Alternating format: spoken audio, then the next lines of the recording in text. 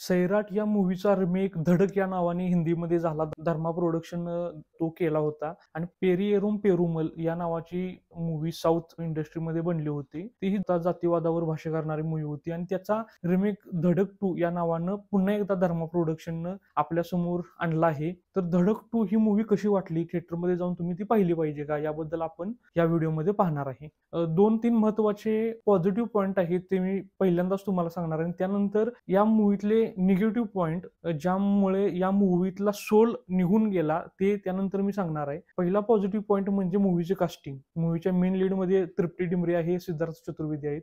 त्याचबरोबर सिद्धार्थ चतुर्वेदी यांच्या वडिलांची भूमिका विपिन शर्मा यांनी केली, जी सगळ्यांना माहीत आहे की ते अतिशय चांगले आर्टिस्ट आहेत. त्यानंतर विलन जे आहेत मूवीत प्रामुख्याने ते 2 आहेत. एक आहे सौरभ सचदेवा ज्यांनी कॉन्ट्रॅक्ट किलरची भूमिका केली आणि दुसरे रोनक हे जे कॅरेक्टर आहे हे साद यांनी त्याची भूमिका केली.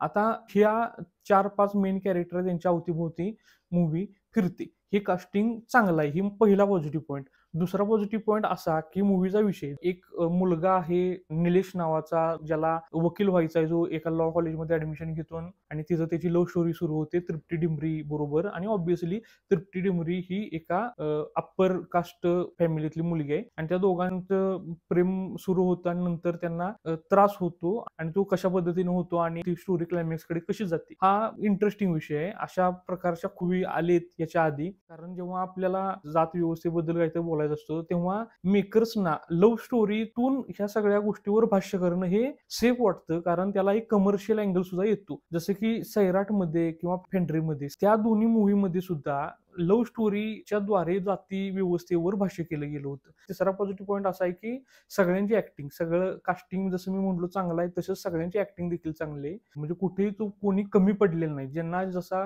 त्यांच्या वाटेल जसा रोल आलाय त्यांनी तो अतिशय चांगल्या प्रकारे निभवलाय. विशेष करून सिद्धार्थ चतुर्वेदी आणि तृप्ती डिमरी.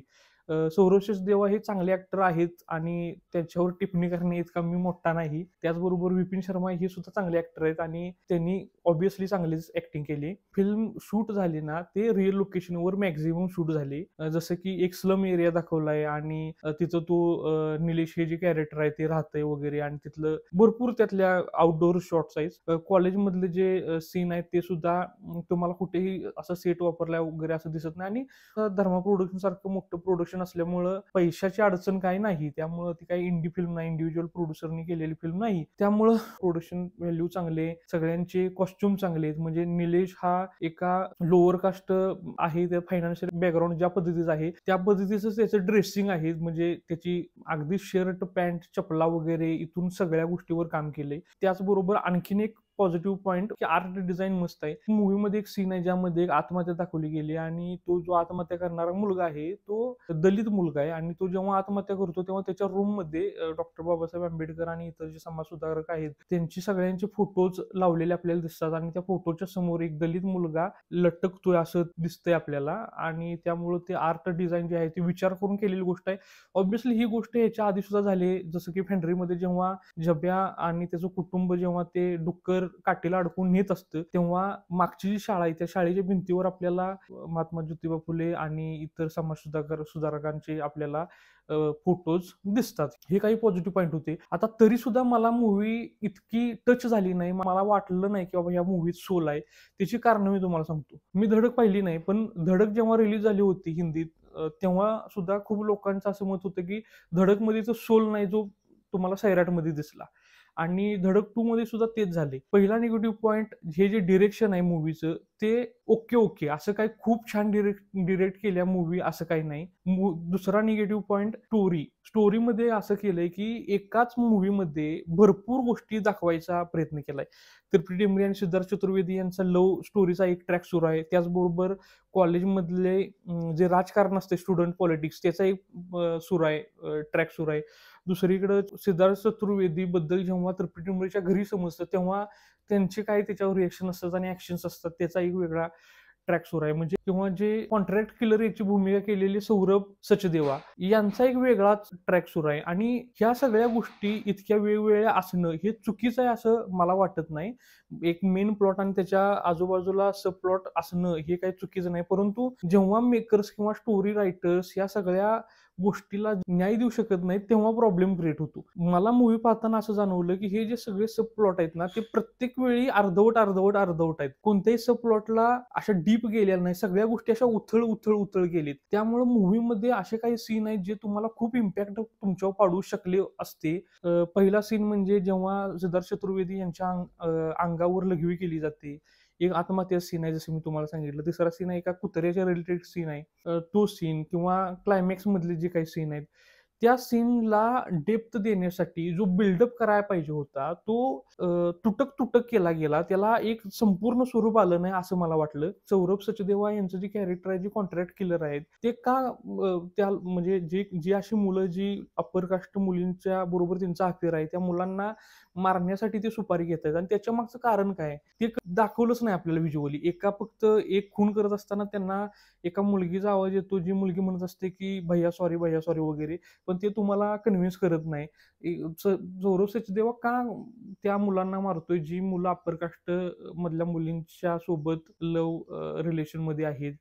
त्याच्यामागे काहीतरी स्ट्रॉंग कारण असलं पाहिजे, कारण ते ज्या प्रकारे त्या मुलांना मारतायत ते थोडंसं डार्क दाखवलंय. मग त्याच्या कारण काय त्याच्या मागचं वगैरे, किंवा सौरभ देवा यांचा एंड जसा दाखवलाय तो तुम्हाला अजिबात कन्व्हिन्स करत नाही. त्यामुळं हे लूप होल्स आहेत स्क्रीन प्ले मधले.